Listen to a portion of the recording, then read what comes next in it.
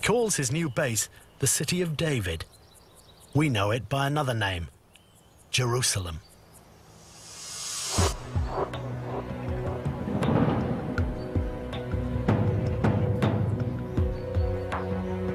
David could have picked any one of a number of towns in the vicinity of Jerusalem to administer from, but Jerusalem offered the greatest defensive advantages.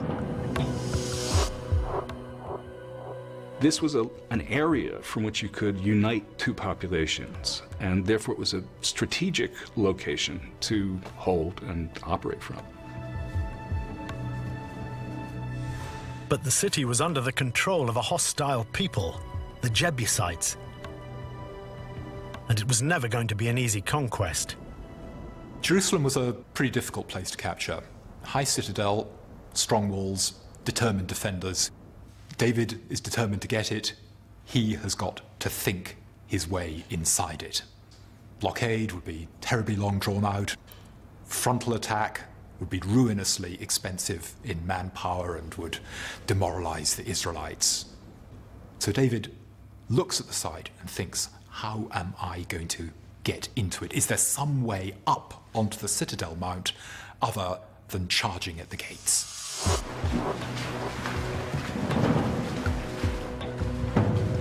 David is said to have captured the city in a surprise attack through the town's water systems.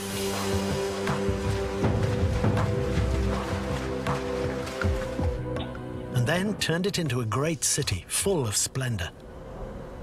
But there's a problem with the traditional version of events. Up until the 19th century, no archaeological evidence of the water tunnels had ever been found. The first tantalizing glimpse of a breakthrough came as long ago as 1867, with the discovery of a deep water shaft below Jerusalem. Today, guides lead tourists through this popular site. A British explorer named Captain Charles Warren comes to this area. He begins exploring the lower Gihon Spring, which is just beneath my feet. 13 meters down in the bottom of this shaft is the Gihon Spring. Captain Charles Warren and his assistant Bertels enter the spring. They crawl through on their knees and enter the area around you. And Warren says to himself, "Behold, I've discovered the shaft used by King David to capture the city."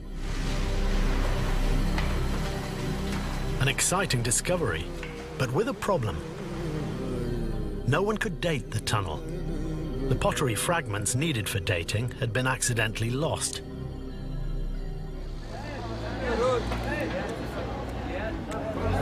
But a second breakthrough in 1996 by Israeli archaeologist Ronnie Reich yielded the vital missing dates. We started about 8 years ago, started to dig through and first went through about 8 or 9 meters of the ancient city dam and then landed on these constructions made of huge stones. You can see each one of these stones weighs 2 to 3 tons. The stones were part of a huge fortification guarding the entrance to the Warren Shaft Spring. Next to them, Ronnie Reich found the essential shards of ancient pottery to date the tunnels. These stones are associated with pottery, with floors and pottery sherds, and by the pottery we could date them to the Middle Bronze Age too, which is about 3,800 years ago. That's 1800 BC, proof that the water system existed long before the 10th century when David lived. The discovery was consistent with the story that David and his men crept into Jerusalem through these tunnels. If anybody could in ancient times climb up these rock walls, which are very steep, very smooth and very high, then this is a possible candidate for his entrance. The method of attack would have been in keeping with military tactics of the time. It happens at other places in the ancient world, people getting into cities through water channels, through aqueducts. It is a recognized means of gaining access to a city. So this is an entirely plausible story. King David and his troops enter the Gihon spring down below, where they wade and run through water, and they're capturing the city.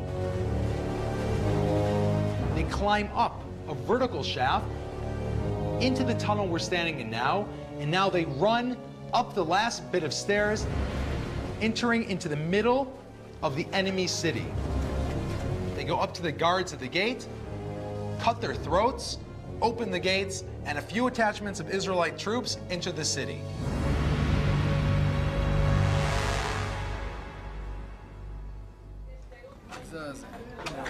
David may well have captured Jerusalem just as tradition says, but the claim that he built a palace there has been much harder to support. Don't step on this stone there. For despite digging there for over 100 years, the archaeologists have found very little. But there may be a good reason for that. When we think today of a palace, what do we have in mind? Buckingham Palace in London. Nothing of this type ever has been built here, certainly not in relation with King David. So I imagine that if he has built here a palace, it is not more than a larger private house. Instead of living in splendor in a great palace, David may have settled for a much humbler dwelling, typical of a village or poor town. Ronnie Reich believes the Bible writers may have attributed more to David's reign than in reality he achieved. When you are writing a text, well, the sky's the limit to your imagination. You can describe whatever you like. So we have here a contradiction between the text and between what really was created on site. Throughout the account of his rise to power, the Bible takes great pains to protect David's image.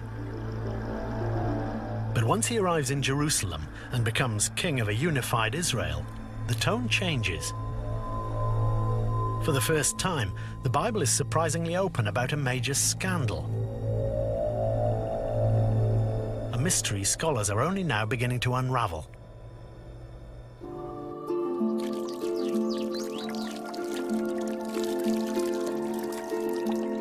One of the biblical sources for David records his blatant abuse of power, involving a woman called Bathsheba.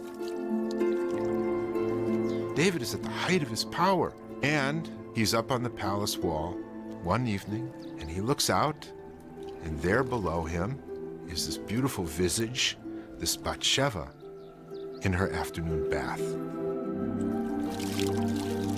Bring me Bathsheba. Bathsheba arrives at the palace, and before we know it, Bathsheba is seduced. Bathsheba is pregnant. Unfortunately, Bathsheba was already married, and at the time of David, adultery was a crime with serious consequences.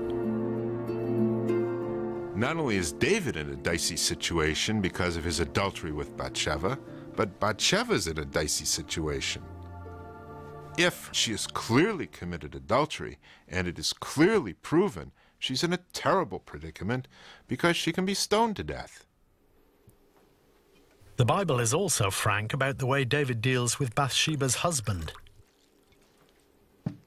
The narrator has David bring Bathsheba's husband back from the wars in an attempt to have him cohabit with his wife, and then one could say that the child that is about to be born is really the child of Bathsheba and Uriah, her husband. But it doesn't work.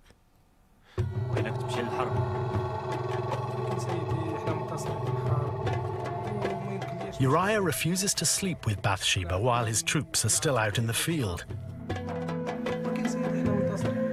Although this plan fails, the story says, David soon comes up with another.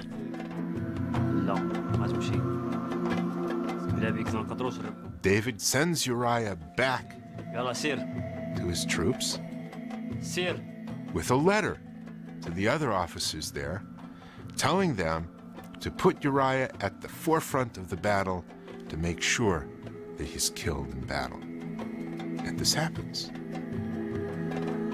So David is guilty.